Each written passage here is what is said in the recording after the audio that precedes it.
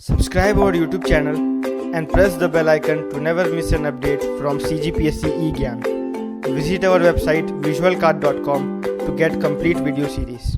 Hello friends, I am Ved और मैं आपको बताना चाहूंगा कि आज हम पढ़ेंगे वायुमंडल एवं परतें। इसके पहले हमने अक्षांश एवं देशांतर विस्तार पढ़ा था भारत का, और साथ में जीएमटी ग्रीनविच मीन टाइम और इंडियन स्टैंडर्ड टाइम की चर्चा की थी। ठीक है, अब देखते हैं हम वायुमंडल एवं परतें। तो सबसे पहले हम यह जान लेते हैं कि वायुमंडल किसे कहते हैं।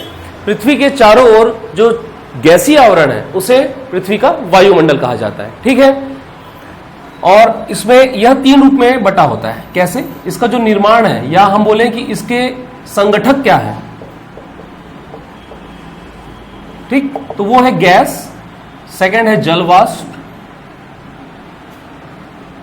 और थर्ड वन धूलकण। ठीक है, इसे इंग्लिश में कंपोजिशन कहते हैं। तो कंपोजिशन क्या है? गैस, जल वाष्प, वाटर वेपर एंड धूलकण, that is the dust particle. Okay fine. अब हम देखते हैं कि गैसों में क्या पाया जाता है। तो गैसों में nitrogen, oxygen, argon, carbon dioxide और नोबल गैसेस भी होती है कुछ कुछ, साथ ही में नाइट्रोजन डाइऑक्साइड, सल्फर डाइऑक्साइड आदि गैसें होती है। ठीक, तो हम उसका परसेंटेज देख लेते हैं पहले। गैस, और आपको ये तो पता ही है कि बादलों का निर्माण भी गैस और जलवाष्प के मिलने से होता है। ठीक है, अब देखिए गैस, पहला अगर हम देखें N2, that means the nitrogen, ये होता है आपका 78.6%, अप्रोक्सीमेटली 79%। ठीक है, then second one is O2, तो मैक्सिमम क्या है? नाइट्रोजन है। ठीक है, इंपॉर्टेंट क्वेश्चन है कि वायुमंडल में सबसे ज्यादा पाई जाने वाली गैस कौन सी है? नाइट्रोजन है। Then second one is oxygen, that is equal to 20.8%, approximately 21%. After that, the argon, that is called the noble gas. इसे हम हिंदी में अक्रिय गैस से भी बोलते हैं, इसे अक्रिय गैस। ठीक है, आर्गन होती है एटमॉस्फेयर है 0.93%, ठीक, अप्रोक्सीमेटली 1 है। ठीक, और उसके बाद CO2, that is equal to 0.03 to 0.04। इसे हम 400 ppm के रूप में भी प्रस्तुत करते हैं। ठीक है, यानी 10 लाख अणुओं में जो 400 अणु हैं वो कार्बन डाइऑक्साइड के होंगे। ठीक, इसके अलावा SO2, carbon monoxide, NO2 etcetera आदि गैसें भी होती हैं। ठीक, अब देखते हैं हम जल वाष्प। तो जल वाष्प के रूप में क्या पाया जाएगा भाई? जो जल वाष्प है, वाटर वेपर, इसकी मात्रा परिवर्तित होते रहती वायुमंडल में। ठीक है, ये एटमॉस्फेरिक डिपेंड करता है एटमॉस्फेयर पे कि उसमें कैसी क्रियाएं चल रही हैं। ठीक, जैसे ऋतुएं परिवर्तित होती है वैसे वैसे जल वाष्प की मात्रा भी परिवर्तित होती रहेगी। वैसे अगर हम अगर इसको देखें तो ये 4% से ज्यादा नहीं हो सकती। ठीक है, जल वाष्प की जो मात्रा है वह 4% से ज्यादा नहीं हो सकती। द थर्ड वन इज धूलकण। ठीक, तीसरा पॉइंट क्या है? पहले हमने पढ़ा कौन सा? गैस, दूसरा आपका था जल वाष्प, और तीसरा होगा आपका धूलकण। तो धूलकणों में क्या होता है? इसे कहते हैं निलंबित कणित्र पदार्थ, और इंग्लिश मीडियम वाले परेशान ना हो, इसे कहते हैं suspended particulate matter. Particulate matter generally short form use किया जाता है इसका SPM। ठीक है, आप लोग ने देखा होगा कि रायपुर राजधानी में भी कलेक्टर ऑफिस के सामने देखना आप, ये लगा हुआ है एक डिजिटल पैरामीटर, उसमें SPM शो करता है कि अभी उस वातावरण में कितने धूलकण हैं। ठीक है, कितनी डस्ट पार्टिकल है जो कि हार्मफुल भी होते हैं हमारे लिए। ठीक, तो ये बात हो गई इसके संगठन, दैट मीन्स कंपोजिशन की।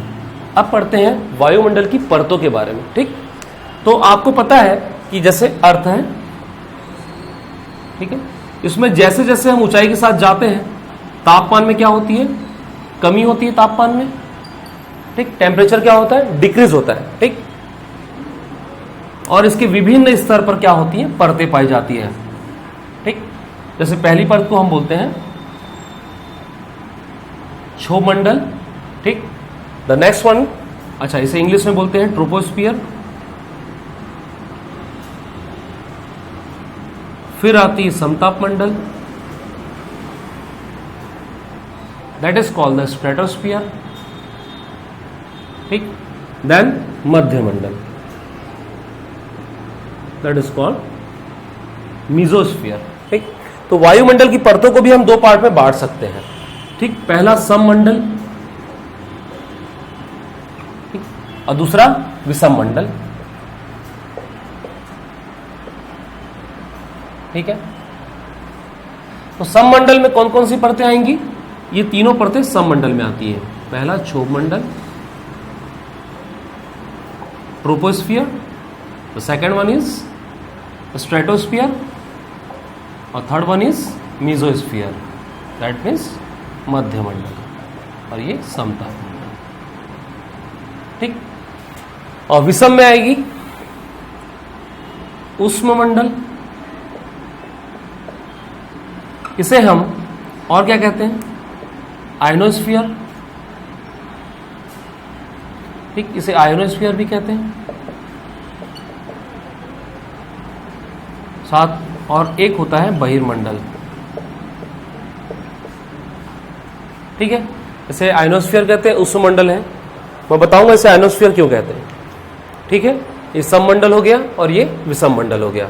ठीक, तो अब इसकी हम एग्जाम में कैसे क्वेश्चंस पूछता है, इसको हम टच करेंगे कि क्षोभ मंडल की ऊंचाई पूछेगा, ध्रुवों पे कितनी है और आपके विषुवतीय विस्तार में कितनी है। ठीक, समताप मंडल में क्या होती, कौन सी घटनाएं होती हैं, और साथ ही मध्य मंडल। ठीक है, और बाद में पूछेगा इसमें उष्ण मंडल में कि क्यों इसको आयनोस्फीयर कहते हैं, कैसे गैसें आयनित होती है। ठीक है, तो उसको देखते हैं हम बारी बारी से। तो पहला है क्षोभ मंडल, दैट इज ट्रोपोस्फियर। ट्रोपोस्फियर क्या होता है? सबसे नीचे का वातावरण एटमॉस्फेयर है। कैसे? ये अर्थ है, ठीक? ये देखिए, ये पहली सीमा क्षोभ मंडल कहलाती है। ठीक, that is called the troposphere. ठीक, देखिए पहला पॉइंट इसमें बड़ा इंपॉर्टेंट है, वो ये है कि ध्रुवों पे इसकी जो हाइट्स, जो ऊंचाई है वो कितनी है? 8 किलोमीटर है। जबकि आपका विषुवतीय क्षेत्र, ठीक, हमने देखा है कि पृथ्वी जो है ध्रुवों पे चपटी है और विषुवतीय विस्तार उसका सर्वाधिक है। ठीक है, इस तरह से चपटी होती है पृथ्वी। ठीक है, मैंने शेप बताया था, इसका नाम था जियोइड या ऑब्लेट स्फेरॉइड। ठीक है, तो देखिए चपटी है, तो ये आपका वायुमंडल है। देखिए ये आपका क्षोभ मंडल है। तो यहां जो इसकी हाइट रहेगी वो कितनी रहेगी? 8 किलोमीटर रहेगी। ठीक है, और यहां पर कितनी इसकी हाइट बढ़ जाएगी क्योंकि यहां का विस्तार अधिक है, तो यहां पे 12 किलोमीटर है ना। इसकी ध्रुवों पे और विषुवतीय क्षेत्र, भूमध्य क्षेत्र पे इसकी ऊंचाई अलग अलग होती है। ठीक है, अब देखिए दूसरा महत्वपूर्ण पॉइंट ये है, स्टार कर लीजिएगा इसे, ये बहुत इंपॉर्टेंट पॉइंट है और पूछ भी सकता है कि सभी जो वायवीय घटनाएं होती हैं या जो एटमॉस्फेरिक घटनाएं होती हैं वो 90% घटनाएं कहां होती है? क्षोभ मंडल में होती है। ठीक है, इसलिए हम इसे क्या कहते हैं, क्यों होती है? इसका रीजन है कि 90% जो गैसें पाई जाती है वो कहां? क्षोभ मंडल में पाई जाती है। ठीक, इसलिए हम इसे परिवर्तन मंडल, एग्जाम में पूछ चुका है, या विक्षोभ मंडल, नाम बदल के दे सकता है आपको एग्जामिनर कंफ्यूज करने के लिए, तो आप याद रखेंगे। और इंग्लिश में बोलते हैं इसे zone of turbulence, zone of turbulence. ठीक, तो ये क्षोभ मंडल की बात हो गई। ठीक, और मैंने आपको बताया है कि जैसे जैसे आप ऊंचाई में जाओगे पृथ्वी की सतह से, वैसे वैसे तापमान क्या होता है? कम होता है। तो इसे क्या कहते हैं? इसे कहते हैं सामान्य ह्रास दर, सामान्य ह्रास दर। ठीक है, नॉर्मल लैप्स रेट, ये एग्जाम में पूछ चुका है, अभी लेटेस्ट किसी 2016 या 17 एग्जाम में पूछा है छत्तीसगढ़ में, और यूपीएससी में पूछ चुका है, और एसएससी, आरआई, एसएससी वगैरह एग्जाम जो होती है सेंट्रल की, उसमें भी क्वेश्चन आ चुका है। मोस्ट इंपॉर्टेंट क्वेश्चन है कि नॉर्मल लैप्स रेट क्या होता है? तो ये होती है 6 डिग्री सेल्सियस पर किलोमीटर, या 165 मीटर पर डिग्री सेल्सियस। ठीक है, ये दोनों डेटा आप याद रखेंगे। ठीक है, 165 मीटर प्रति डिग्री सेल्सियस और 6 डिग्री सेल्सियस प्रति किलोमीटर, ये सामान्य लैप्स रेट है। तो क्षोभ मंडल में इतनी बातें महत्वपूर्ण है जो कि एग्जाम में पूछ भी चुका है, और कई पॉइंट्स ऐसे मैंने बताया जो कि एग्जाम में पूछ सकता है, इसे आप ध्यान देंगे।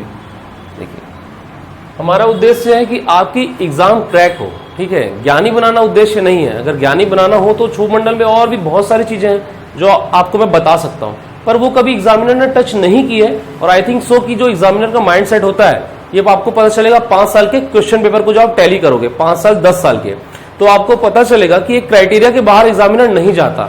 ठीक, क्योंकि 100 क्वेश्चन होते हैं, उसमें भी उसको कैटेगराइज करना पड़ता है। कुछ वेरी इजी जो कि सब बना ले, कुछ मीडिएट लेवल के होते हैं और कुछ टफ लेवल के होते हैं। तो आपको इन दोनों में सिलेक्शन लेना है। ठीक है, कैसे एग्जांपल देख लीजिए। 100 क्वेश्चन थे इस बार पीएससी प्री में। फर्स्ट पेपर था आपका कट ऑफ क्लियर करने वाला, सेकंड पेपर क्वालिफाइंग था। अभी जनरल कट ऑफ अभी शो तो नहीं हुआ है, पर एक ऐसा अनुमान लगाया जा सकता है कि 85 to 90 का कट ऑफ गया है जनरल का। ठीक, कितने क्वेश्चंस हो गए? अपन लगभग माने तो समथिंग 42 से 45 क्वेश्चन। ठीक है, समथिंग यही आएगा, ज्यादा नहीं, 43 से 45 मान लीजिए। ठीक, आपको तैयारी करनी थी 50 क्वेश्चंस के एग्जाम्स के लिए। ठीक, क्यों? कट ऑफ कितना जा रहा है? 45 क्वेश्चंस के आसपास गया। हम क्या सोचते हैं कि हम 100 क्वेश्चन के लिए पढ़ते हैं, तो ये आपको नहीं करना है। यही सबसे अच्छी स्ट्रेटजी होती है कि आपको 100 क्वेश्चन के लिए नहीं पढ़ना है, आपको पढ़ना है मोस्टली 80 क्वेश्चन के लिए। तो आप हर टॉपिक मत पढ़िए, जो पढ़ रहे हैं उसको अच्छे से पढ़िए। वो कहते हैं ना कि 10 बुकें मत पढ़िए, एक बुक 10 बार पढ़िए, ताकि सिली मिस्टेक्स नहीं होगी, कंफ्यूजन क्रिएट नहीं होगा, और एग्जाम में जो 50-50 वाली सिचुएशन आती है कि ये लगाऊं या ये लगाऊं, ये याद नहीं आ रहा है मुझे, वो सिचुएशन आपके साथ नहीं होगी। और कोई भी एक बुक फॉलो कीजिए, 10 बुक नहीं। ठीक है, सिलेक्शन ऑलवेज एक बुक आपको आराम से दिला सकती है, कोई दिक्कत नहीं है। तो आपको पढ़ाई ऐसी ही करनी है, इसलिए मैं उतना पढ़ा रहा हूं जितने के लिए आपके सिलेक्शन के लिए आवश्यक है। उससे बाहर ना आपको पढ़ना है, ठीक, और ना ही ध्यान देना है। क्या होता है कि बच्चा ज्यादा बुक्स की ओर जाता है कि ये भी पढ़ लूं वो भी पढ़ लूं, इस चक्कर में वो रिवीजन भी नहीं कर पाता और वो चीजें याद नहीं आती और एग्जाम में वो फेलियरिटी गेन करता है। तो वो आपके साथ नहीं होना चाहिए। ठीक है, तो अब देखिए आपका नेक्स्ट समतापमंडल, सेकेंड वन इज समतापमंडल, समतापमंडल।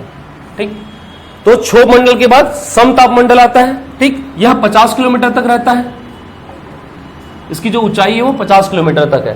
ठीक है, क्षोभ मंडल के बाद, तो क्षोभ मंडल हमने देखा 8 किलोमीटर है और विषुवत पे 12 किलोमीटर है। उसके बाद से 50 किलोमीटर के क्षेत्र में ऊंचाई में समतापमंडल, या फिर इसको स्ट्रेटोस्फीयर भी कहते हैं। ठीक, इसके बारे में क्या है? इसमें आपको पता है कि 90% गैसें जो है क्षोभ मंडल में पाई गई।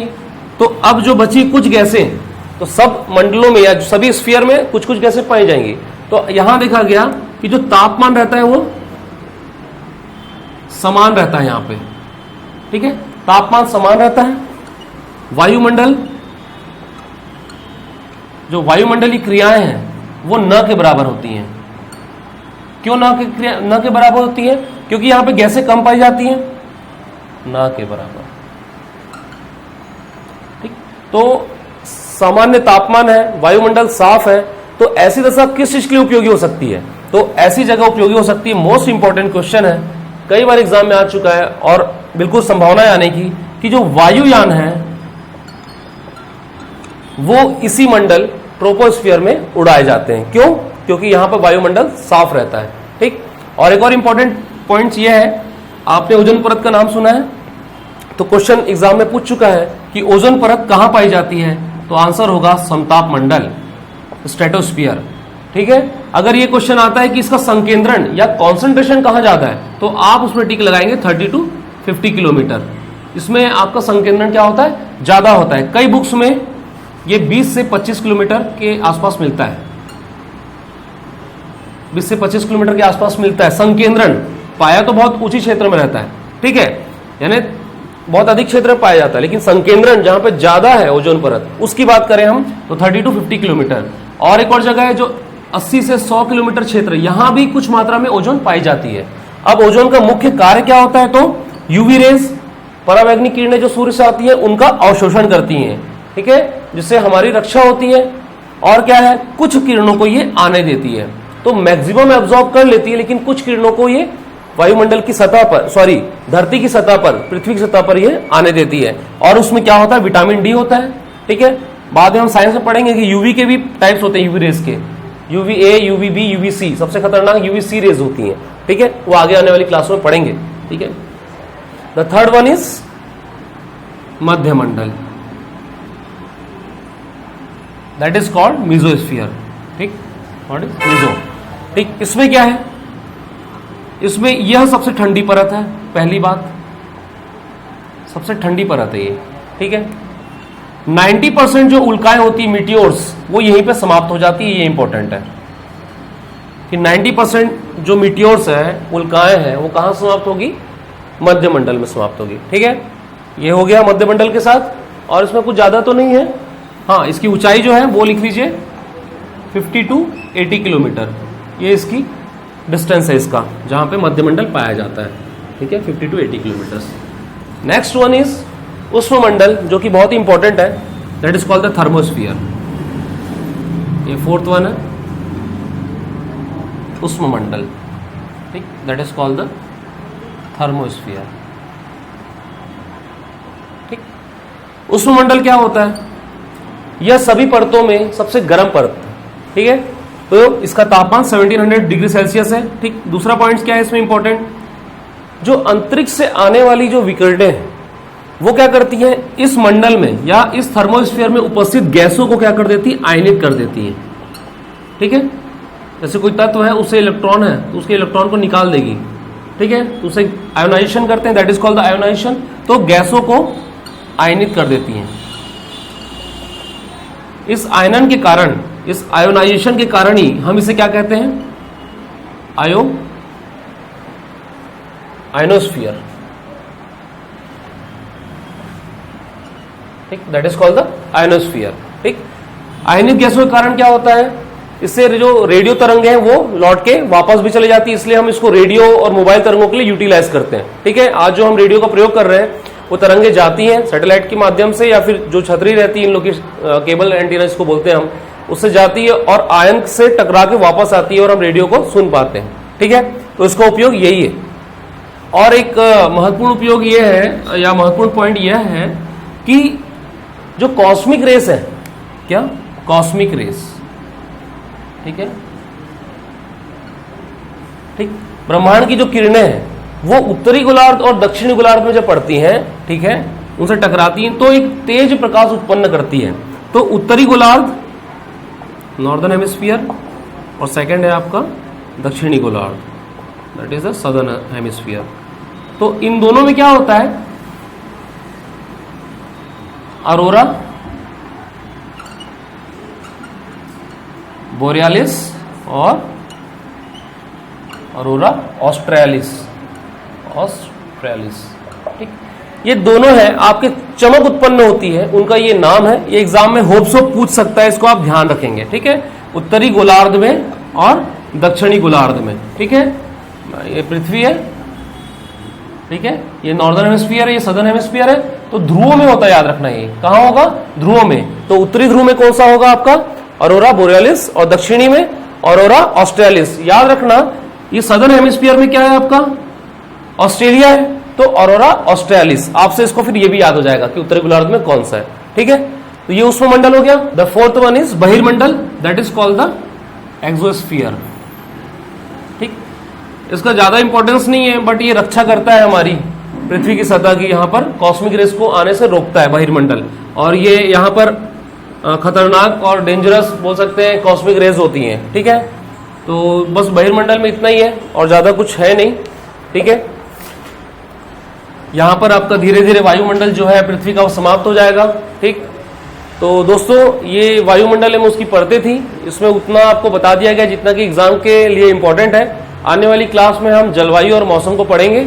ठीक है, अगर आपको ये वीडियो पसंद आता है तो आप सब्सक्राइब और लाइक कीजिए। ठीक है, और कुछ कमेंट्स दीजिए फ्रेंड्स, इससे हमको समझ में आए कि हमें और क्या आगे बढ़ना है। ठीक है, हम ये अपेक्षा करते हैं कि आपको समझ में आ रहा है और आप थोड़ा सोचिए इस सब चीजों को, कि जो पढ़ा रहे हैं थोड़ा रुक के सोचिए कि क्या ये एग्जाम में आ रही है कि नहीं आ रही है।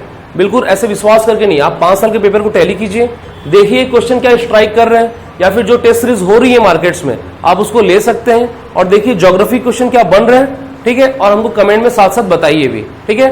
थैंक यू सो मच, मिलते हैं नेक्स्ट लेक्चर में। Subscribe our YouTube channel and press the bell icon to never miss an update from CGPSC eGyan. Visit our website visualcard.com to get complete video series.